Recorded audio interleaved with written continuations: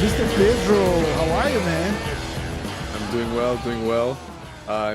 Need some fights. I feel like I haven't watched big fights in a long time, and I'm excited for this weekend. We have other topics to talk about. This August card, Chimaev versus Du Plessis. I heard in your interview recently with Caio, he dropped some big news. Rumors, I'm guessing, and everyone was going crazy about it. Everyone, even Tell Chase me Sona about made a it. video about it. Look, I think Caio said, like, look, I heard, like, through the grapevines that he might retire if he gets the belt. And I loved Cheo's video on this topic because he brought a side that I wasn't really thinking about it. The side, like, some guys just want to fight to prove they're the best. And once he achieves that, that's it. And he thinks that Chimaev, besides wanting to prove he's the best, he got so much shit going on the side with his country and all, like, the health issues, that might be the fucking perfect way out. And I have to agree, he's gonna leave the sport as a legend. Like, he automatically becomes a legend if he retires after getting the belt. And then I brought this on a Monday podcast with Pahumpa, and Pahumpa was like, "Can you imagine?" He agreed, because I was like, "The hype this guy has is not the same as Khabib, because Khabib's hype got, like, multiplied by 1,000,000 after he fought Conor. Mhm. Khabib had no hype before fighting Conor.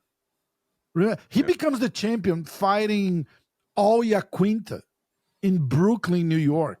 The saddest championship fight of all times.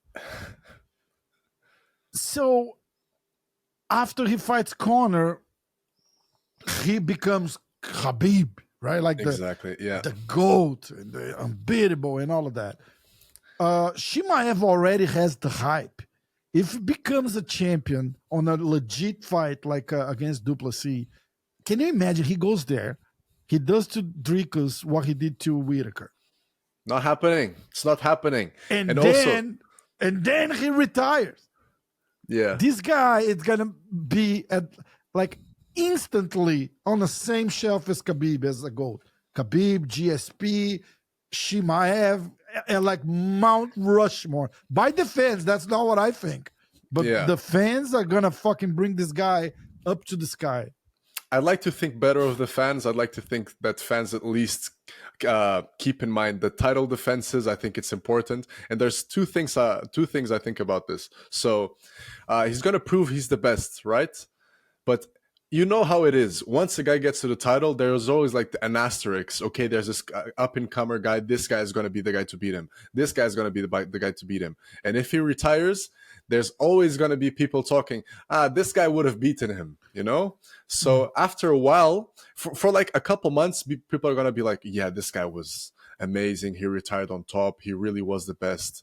And after a few months, if some guy comes, like, running through everybody, they're going to be like, maybe this guy would have been the guy. Like what happened with Charles after Habib retired. Everyone was being like, Charles was the one to beat him. But that didn't stain Khabib's legacy. Like, I see it different. I agree with you, but I think people will be talking like him, like we talk about GSP now. But GSP defended the title how many times? I get and Habib it, but defended against like three massive lightweights. The point. They're gonna be saying that, but like 5 years from now, they're gonna say, like, do you think this guy could have beat Chimaev? I said, we'll never know. He's gonna be in people's mind for a very long time, and he already has that aura, the invincible aura, kind of like people see him as the boogeyman, right? Like, nobody can beat this guy. Nobody can beat this guy. So I think if this guy goes in there and finishes Dricus, which I don't think is going to happen. I just want to leave this on the record here. Yeah.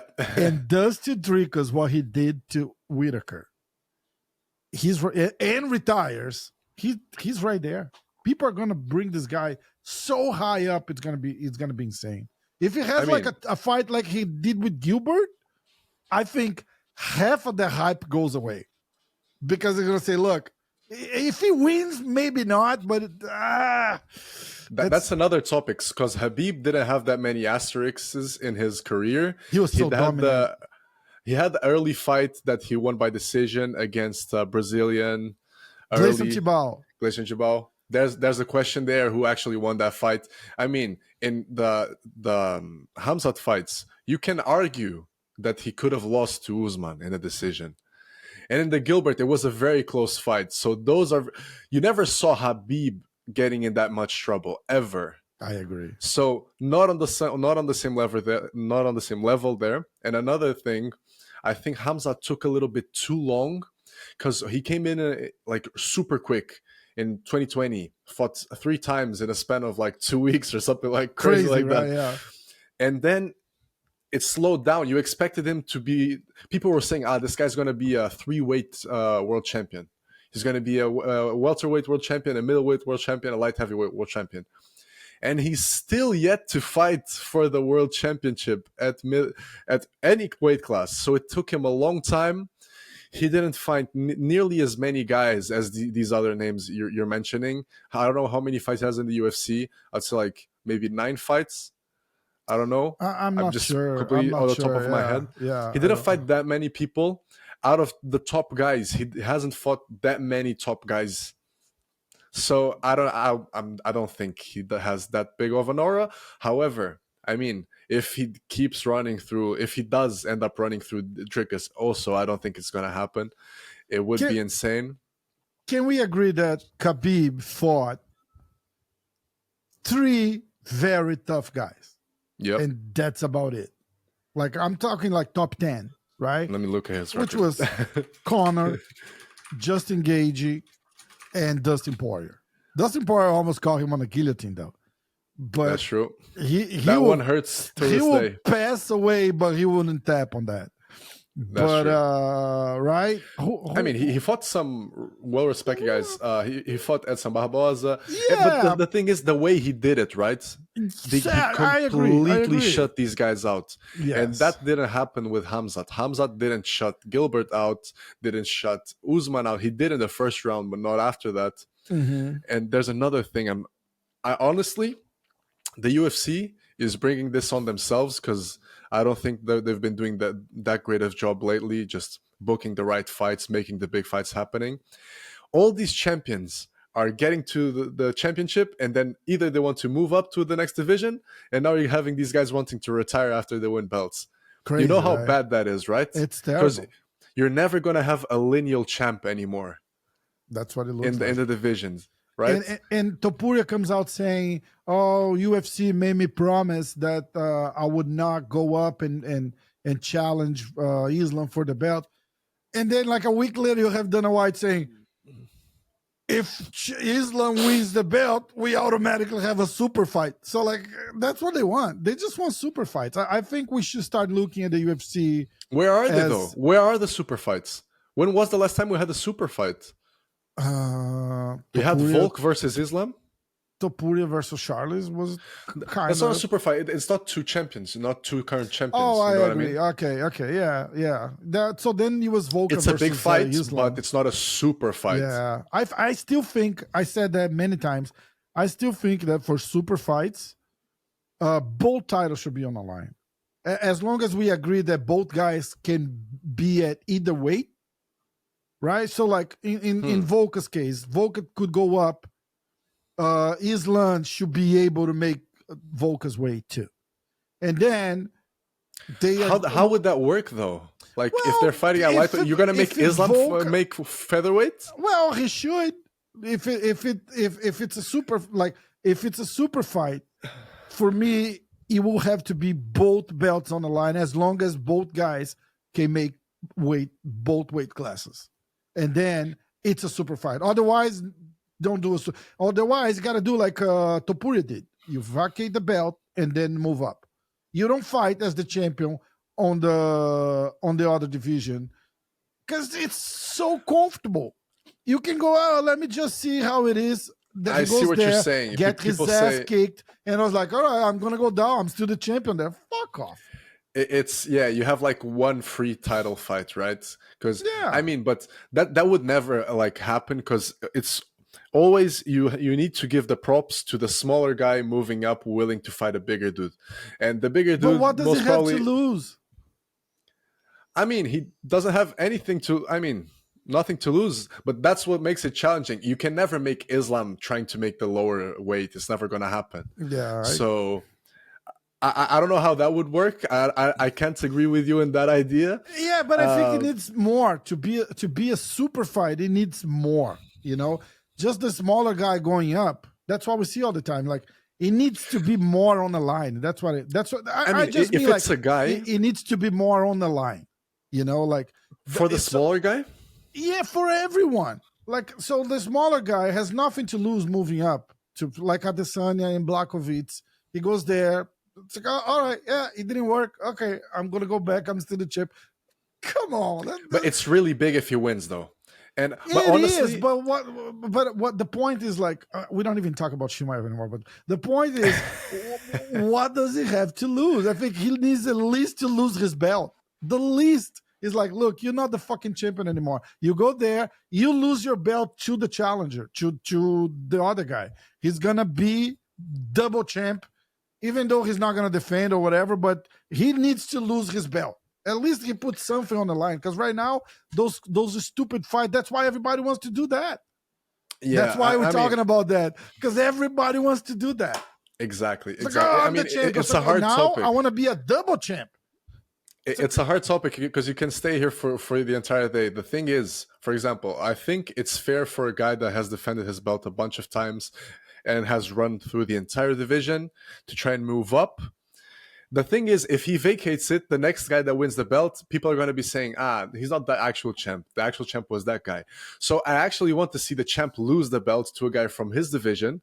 So you can actually say, okay, this is the deserving champion. Yeah. But I see what you're saying as well. There's nothing to lose for them. It's so a hard maybe topic. Do like a catch weight fight, like. But that's the third belt. That's another division. Both belts on the line. I know. That's why I'm in favor of the absolute division. All right, Absolute UFC. Freeweight. Just go in there and fucking let's find a Indian casino to host those fights. I'll tell you what, I was listening, I can't remember who it was, some MMA YouTuber talk about this. There's a lot of these like high-level middleweights that would kill some of these heavyweights even. A lot of these heavyweights, like many of the ranked ones, these are guys that could, if they had like a diet and cut weight, they could easily make light heavyweights, some of them even middleweight.